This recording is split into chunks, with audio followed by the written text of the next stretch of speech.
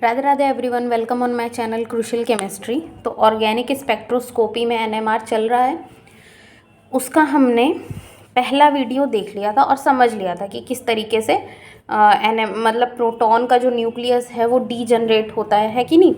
इतनी चीज़ें हमने समझी थी। अब कुछ एक बहुत इम्पॉर्टेंट टॉपिक आता है। टॉपिक क्या है? एक मतलब ऐसे फॉर्मूला है, इस पर क्वेश्चंस पूछे जाते हैं। जैसे प्रिसिजनल फ्रीक्वेंसी की बात की जाती है। कोई भी आपको क्वेश्चन बना के दिया जा सकता है और बोला जा सकता है कि find out the precessional frequency of the atom. तो ये समझना हमारे लिए बहुत ज़रूरी है कि सबसे पहले तो ये होती क्या है, प्रिसिजनल फ्रीक्वेंसी होती क्या है। देखिए, मैंने बताया था कि जब हम मैग्नेटिक फील्ड अप्लाई करते हैं, देखो सबसे पहले तो लेवल हमारे क्या है, डीजनरेट है ना। डीजनरेट का मतलब समझ में आ रहा होगा? नहीं आ रहा होगा? तो डीजनरेसी का मतलब क्या है कि भैया एनर्जी जो है इन दोनों की लगभग बराबर है, ठीक है। अब यहाँ पे मैग्नेटिक फील्ड जो है वो ज़ीरो थी, हमने कुछ भी नहीं लगाया। एटम एज इट इज़ है, sorry nucleus as it is है। अब हम यहाँ पे मैग्नेटिक फील्ड अप्लाई कर देते हैं, ठीक है। अप्लाई कैसे करेंगे? सेम वही स्टोरी, मैग्नेट लेके आएंगे, रख देंगे, ठीक। अब ये दो पार्ट में डिवाइड हो गया, यहाँ पे अप्लाई, ठीक है। जैसे ही हम, अब ये डिवाइड क्यों हो रहा है ये पता होना चाहिए। मैग्नेटिक फील्ड अप्लाई करते ही ये डीजनरेट क्यों हो रहे हैं?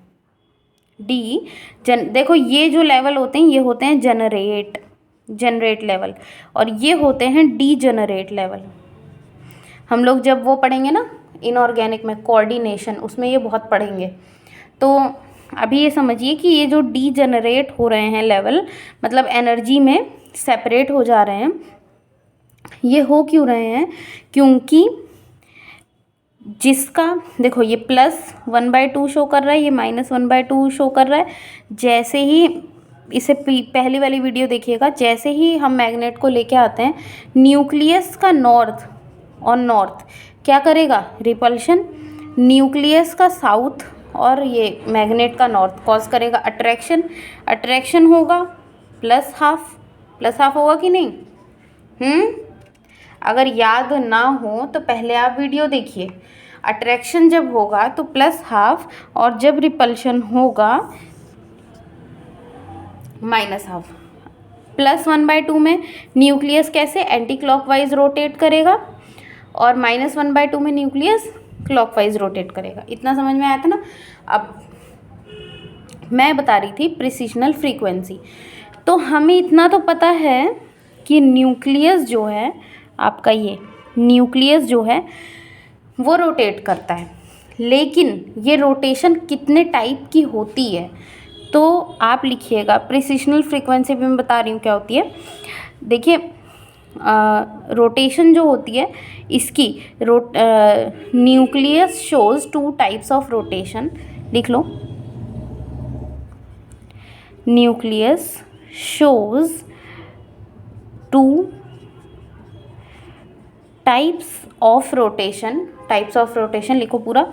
और ये 2 तरह की जो रोटेशंस हैं इनके ऊपर हम बात करिए। प्लस चार्ज नहीं, न्यूक्लियस है भैया, कहीं तुम लोग राम जाने क्या ही समझ लो। 2 टाइप की। पहली तो होती है कि जो न्यूक्लियस है वो अपने एक्सिस पे रोटेट कर रहा है, एक्सिस पे। अब ये समझाती हूँ मैं। एक तो एक्सिस पे रोटेट कर रहा है, दूसरा वो प्रिसिजनल,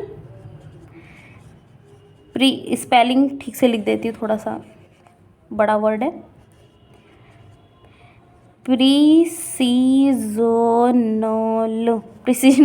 है ना, मोशन, प्रिसिजनल मोशन शो करता है। इसको समझते हैं, पहुंचते हैं हम कहाँ? स्पेस में, अर्थ। देखिए ये है आपका क्या? सन समझ लो भैया, सन है। उसके बाद इस तरीके से क्या होता है? ऑर्बिट, है ना। ये हमारी अर्थ है, ठीक है, अर्थ हो गई। अर्थ का एक अपना ऑर्बिट होता है और ये हम सब जानते हैं कि एक राउंड पूरा कंप्लीट करने में इसको कितना डेज लगता है, 365 डेज। मतलब डेज तो इतने ही, बस हल्का सा टाइम घंटा बढ़ जाता है एक रोटेशन ये कंप्लीट करने में। ये क्या है भैया इसका, ये जिस पे ये रोटेट कर रही है, ये जो है इसका एक्सिस,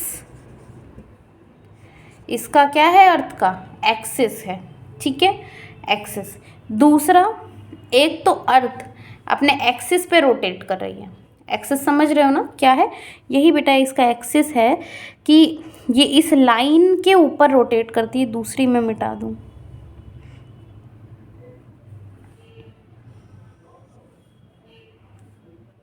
ठीक है। अर्थ जो है वो इस लाइन पे ही रोटेट करती है, समझ में आ रहा है। तो ये लाइन जो है, ये लाइन क्या है भैया, क्या है, एक्सिस, इसको हम बोलते हैं एक्सिस, ठीक है। और दूसरा अर्थ क्या काम, ये हो गया एक्सिस का रोटेशन। अभी न्यूक्लियस पे आ रहे हैं, अर्थ को देखो। उसके बाद अर्थ जो है खुद तो रोटेट, एक बार तो ये ऐसे से घूम, ऊपर से ये अपने एक्सिस पे भी घूम रही है, जैसे बॉल होता है ना, जैसे समझो ये कैप है मार्कर का, एक तो ये ऐसे ऐसे घूम रहा है, ऐसे देखो, ऐसे ऐसे ऐसे घूम रहा है ये, टक टक टक टक टक टक टक टक टक टक टक, है ना। दूसरा ये ऐसे ऐसे भी घूम रहा है, ऐसे ऐसे, ठीक है, ऐसे। तो एक्सिस समझ में आया ना, मुझे उससे सिर्फ एक्सिस ही समझाना था, अभी तो इस पे आएंगे हम। तो न्यूक्लियस जो है ये अब इसका भी एक अपना पर्टिकुलर एक्सिस है, उस पे एक तो ये घूम रहा है, ऐसे ऐसे ऐसे गोल गोल घूम रहा है कि नहीं, एक्सिस पे घूम रहा है। दूसरा, आपने अगर टॉप देखा होगा, it's not a dress, top मतलब लट्टू, कुछ इस शेप का होता है। अब जैसा भी होता है भैया, इतनी अच्छी ड्राइंग नहीं है, अपना मैनेज कर लेना। इस टाइप का कुछ होता है टॉप, मतलब लट्टू। ये जब घूमता है तो ये घूमता कैसे है, देखो मार्कर से मैं अगर बता पाऊँ, इस तरीके से। इसका ये जो ये वाला पॉइंट है ना, जैसे ये लट्टू है, ये जो पॉइंट है ये इस अर्थ के सरफेस पे रहता है, ये ऐसे ऐसे घूमता है, ऐसे हल्का सा तिरछा होके, लाइक दिस, ऐसे घूमता है ये। इसी को बोलते हैं प्रिसिजनल मोशन। तो न्यूक्लियस दो टाइप के मोशन शो करता है, एक तो अपने एक्सिस पे घूमता है, दूसरा प्रिसिजनल अपने पॉइंट पे घूमता है, उसको हम बोलेंगे प्रिसिजनल क्या, फ्रीक्वेंसी, प्रिसिजनल मोशन। और इसी को हम बोलते हैं, जो टॉप जो है या हमारा जो न्यूक्लियस है वो प्रिसिजनल मोशन शो करता है, इसी को हम बोलते हैं प्रिसिजनल फ्रीक्वेंसी। फ्रीक्वेंसी जब हम बोल रहे तो क्या कहने का मतलब है, ये स्लोली ऐसे ऐसे घूम रहा है या तेज से घूम रहा है, ऐसे ऐसे से। फ्रीक्वेंसी का मतलब समझ रहे हो ना क्या है, कि फ्रीक्वेंसी मतलब तेजी, कितनी तेज कोई चीज़ घूम रही है, ये चीज़ हम बता रहे हैं। मतलब अब साइंस का आप मज़ा समझिए कि क्या कमाल की बात है कि हम लोग एटम तक पहुँचे, एटम के अंदर इलेक्ट्रॉन तक पहुँचे, प्रोटॉन तक पहुँचे। अब हम ये देख सकते हैं कि प्रोटॉन किस तरीके से घूम सकता है। भाई इसको थोड़ा इमेजिन करके पढ़ोगे ना, मज़ेदार स्पेक्ट्रा होने वाला है। और प्रोटॉन एनएमआर से खूब भर भर के क्वेश्चन पूछे जाते हैं एग्ज़ाम में, इजी भी होते हैं। आपने समझ लिया कॉन्सेप्ट तो आपके लिए कोई बहुत रॉकेट साइंस नहीं है, इसमें एक बार में हो जाएगा।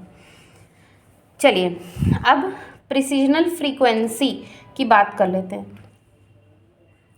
देखो मैंने आपको दो चीज़ बताई थी, जब मैग्नेटिक फील्ड को हम बढ़ाते हैं तो क्या होता है कि डेल एनर्जी क्या है, वो भी बढ़ती है, इतना मैंने बताया था। कोई दिक्कत नहीं।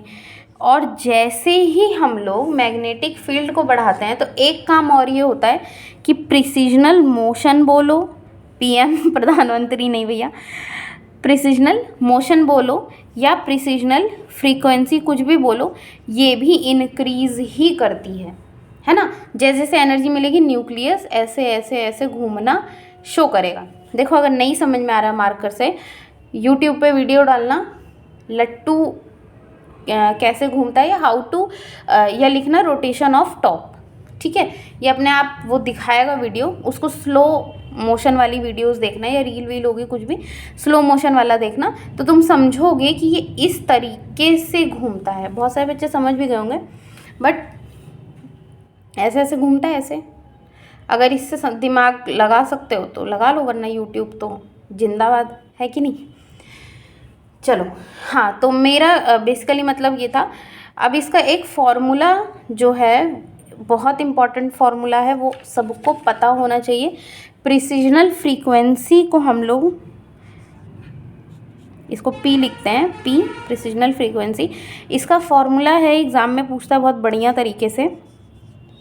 देखो यहीं से निकाल सकते हैं, कोई इसमें बहुत बड़ी बात नहीं है। हमें क्या, मैंने क्या लिखा, प्रिसिजनल फ्रीक्वेंसी। अच्छा कभी कभी बहुत मास्टर बनने में गड़बड़ी हो जाती है ना, तो वैसे ही मेरे साथ अभी जस्ट हुआ कि कोई बहुत बड़ी बात नहीं है और मैं लिखा क्या गलत।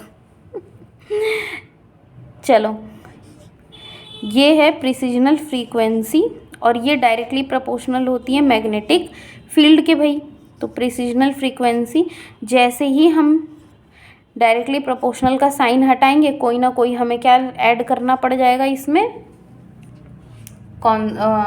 कांस्टेंट जब हम हटाते हैं तो कुछ ना कुछ तो हमको ऐड करना पड़ता है ना बीच में, है कि नहीं।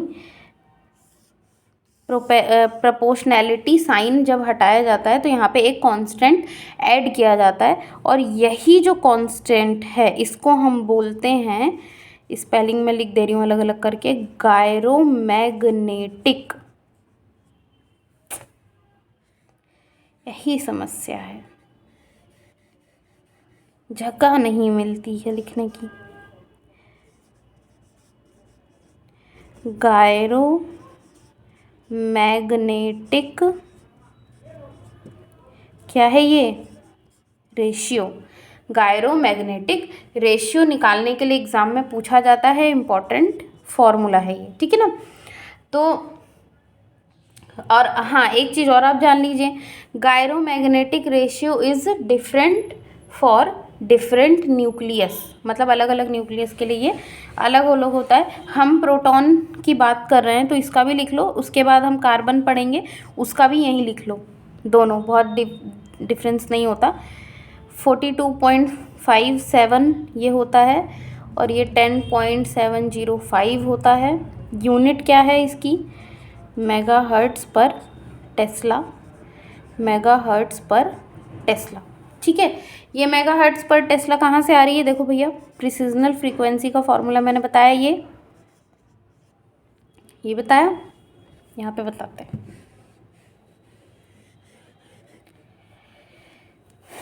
ये फॉर्मूला है, इसके बाद यहाँ पे देखिए फ्रीक्वेंसी का क्या था, मेगाहर्ट्ज़, उसके बाद गायरोमैग्नेटिक रेशियो, ऐसे ही मैग्नेटिक फील्ड का मैंने आपको क्या बताया था, टेस्ला, टेस्ला बताया था। टेस्ला यहाँ पे लेके आइए, मेगाहर्ट्ज़ क्या हो गया ये, पर टेस्ला, गायरोमैग्नेटिक रेशियो। नहीं याद होगा, एग्ज़ाम में कभी कभी पूछता है तो निकाल लिया करो फॉर्मूला वगैरह देख के, ठीक है। दोनों की वैल्यू, अच्छा एक पॉइंट और आप लिखिए, gyromagnetic ratio of carbon is almost 4 times of gyromagnetic ratio of hydrogen. भाई यहाँ से देखो, ये 10 है, ये 42, तो लगभग लगभग 4 गुना है ना, तो ये भी एग्ज़ाम में पूछ सकता है। तो दोनों चीज़ें आप याद रखेंगे। यहाँ पे आपकी प्रिसिजनल फ्रीक्वेंसी होती है ख़त्म। Thank you so much.